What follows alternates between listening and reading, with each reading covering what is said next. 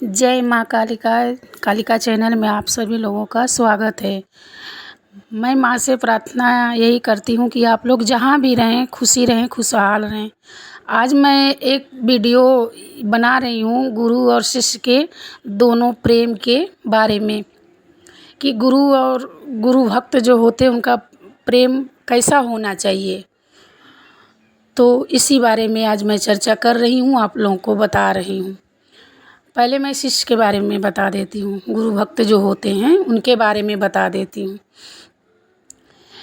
जो गुरु भक्त होते हैं उनको ये चाहिए कि अपने गुरु के चरणों में सदा सदा के लिए समर्पित रहें। जब मंत्र ले लें, गुरु बना लें, तो उनके चरणों में सदा सदा के लिए समर्पित रहें, इधर उधर न भटकें, क्योंकि भटकने पर रास्ता नहीं सही मिलता है, फिर भटकावा ही रह जाता है।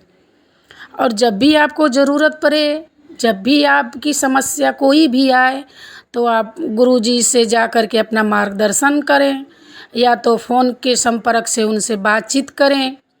ये नहीं कि गुरुजी से मंत्र ले लिया और आप कहाँ, गुरुजी कहाँ, कोई मतलब नहीं है। ऐसा नहीं होता। ऐसा करने से बहुत पाप लगता है। और तन मन से समर्पित होना चाहिए। ये नहीं कि कह दिया कि हाँ हम आपके शरणों में हैं, आपके चरणों में हैं, शरण में हैं, तो ऐसा नहीं होता। गुरु एक शिष्य का परछाई होता है। जैसे एक शरीर की परछाई चलती है, वैसे गुरु एक परछाई होता है। जैसे गुरु का आशीर्वाद हर वक्त अपने बच्चे पर हर वक्त रहता है। उसको महसूस करने की बस देरी होती है। वो महसूस कर लेगा तो यहाँ भी उसका बनेगा, मर के जाएगा वहाँ भी तर जाएगा। गुरु के प्रति उसके मन के अंदर छल कपट बिल्कुल नहीं रहना चाहिए।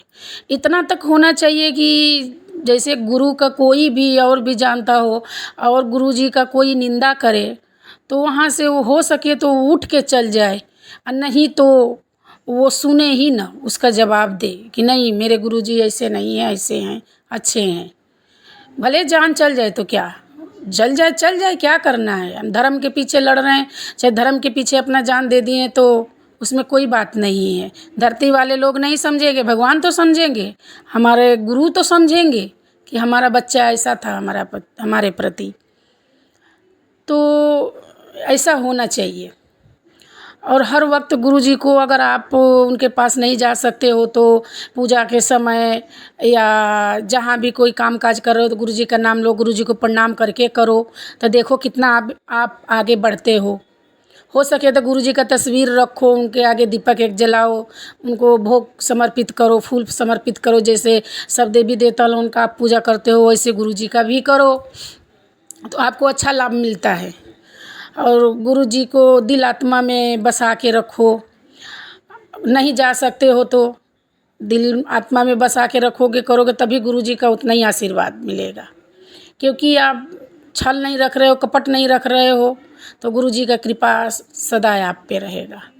ऐसा भक्त को होना चाहिए। अगर गुरुजी बोल दिए कि नहीं बच्चा तुझको ऐसा करना है, ऐसा नहीं ऐसा करना है, तो उसको ऐसा ही करना चाहिए। उसमें तोड़ मोड़ नहीं करना चाहिए, लेकिन परंतु नहीं लगाना चाहिए। गुरुजी का जवाब नहीं देना चाहिए कि नहीं आप ऐसे बता रहे हो, हम ऐसे करेंगे वैसे करेंगे। नहीं, जो ज्ञान दे रहे हैं आप चुपचाप सुनो, उसको ग्रहण करो। हो सके तो अपने दिल आत्मा में उतारो उस ज्ञान को, उस रास्ते पर चलो।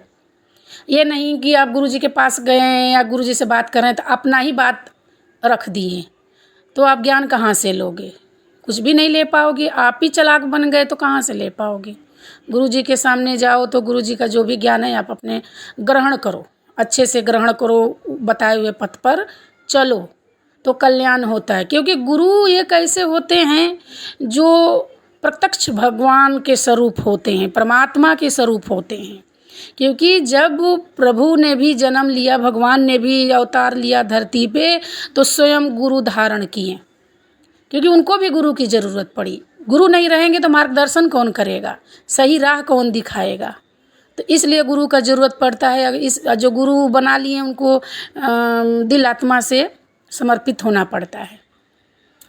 क्योंकि गुरु एक भगवान के जैसा ही ज्ञान देते हैं। भगवान ऊपर से प्रेरणा करते हैं गुरु के स्वरूप में, गुरु देते हैं भगवान खुद स्वयं अपने स्वरूप में, कि वो ज्ञान बताएंगे, आपको सही राह दिखाएंगे, अच्छे बुरे की पहचान बताएंगे।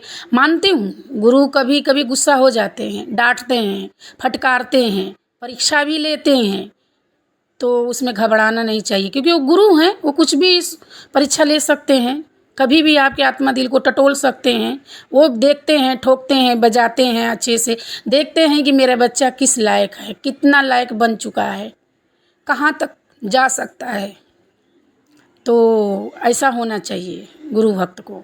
और बात रही गुरु जी का, तो गुरु जी को भी ऐसा ही होना चाहिए अपने बच्चे के साथ। ये नहीं कि अब एक गुरु भक्त है अपना धर्म निभा रहा और गुरु जी हैं तो लालच में पड़े हैं, नहीं।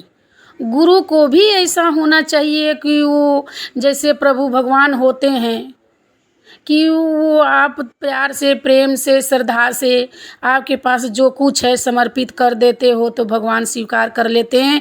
ये नहीं कहते हैं कि मेरा बच्चा ऐसा दिया वैसा दिया, उसको हम दंड देंगे, नहीं, प्रेम देखते हैं। तो वैसे गुरु भी वैसा ही होना चाहिए। गुरु को भी अपने आप को सोचना चाहिए कि हम एक भगवान का स्वरूप हैं। आज के ज़माना में तो बहुत लालची हो गए हैं, अब मैं क्या बताऊं।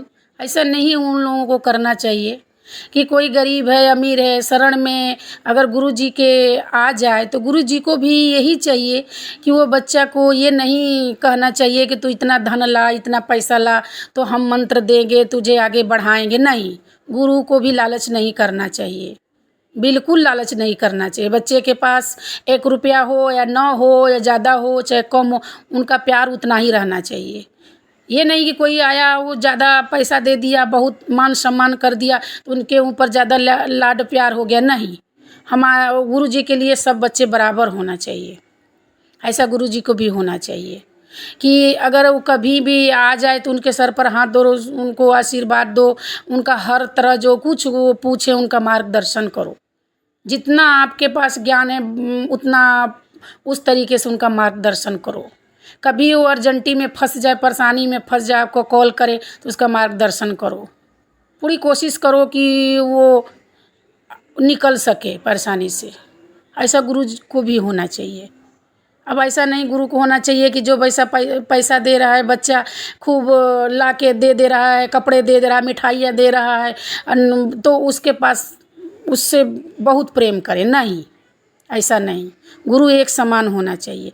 जैसे सूर्य भगवान हैं, उनका कोई छोटा हो, बड़ा हो, गरीब हो, अमीर हो, देखो सूर्य भगवान कभी अपनी रोशनी कम करते हैं, किसी के लिए कम, किसी के लिए ज़्यादा करते हैं, नहीं। वो अपना प्रकाश उतना ही देते हैं, अच्छे हो चाहे बुरे हो, कोई भी। बारिश होती है तो ये तो नहीं सोचती है कि ये गरीब है, इसके घर पर खेत में कम पानी डालना है, ये अमीर है, इसके घर खेत में ज़्यादा डालना है, ये हमको पूजा करता है, जल देता है, जो देता है उसको भी पानी मिलता है, जो नहीं देता है उसको भी बारिश का पानी मिलता है, इंद्रदेव देते हैं। तो ऐसा ही होना चाहिए। माँ प्रकृति हैं, जैसे कोई उनको समझे ना समझे, कुछ भी कर्म करे, कुकर्म करे, कुछ भी करे, मगर माता जो प्रकृति हैं वो आपको हवा, पानी, सब कुछ जो कुछ है वो सब उपलब्ध करती हैं। तो वैसे गुरु को भी होना चाहिए। गुरु को भी लालची नहीं होना चाहिए। शिष्य को भी अपना कर्म धर्म समझ करके ही गुरु जी के साथ जुड़ना चाहिए। ये नहीं कि आज जुड़ गए कल छोड़ के दूसरे गुरु, तीसरे गुरु, चौथे गुरु के यहाँ भटकें, ऐसा नहीं होना चाहिए। और मैं क्या बताऊँ, आप लोग तो खुद ही समझदार हो, समझते ही होंगे। और अगर वीडियो अच्छी लग रही हो तो आप लाइक करो और कमेंट में लिखो कुछ भी कि हाँ अच्छा लग रहा, नहीं लग रहा। ऐसा ना हो कि मेरी दी हुई ज्ञान आपको अच्छा न लग रहा हो। तो जो कुछ है आप लिखेंगे तो उसका मैं हल करूँगी। तो जय माता की, माता रानी की सब पर कृपा बनी रहे, यही मैं कामना करती हूँ।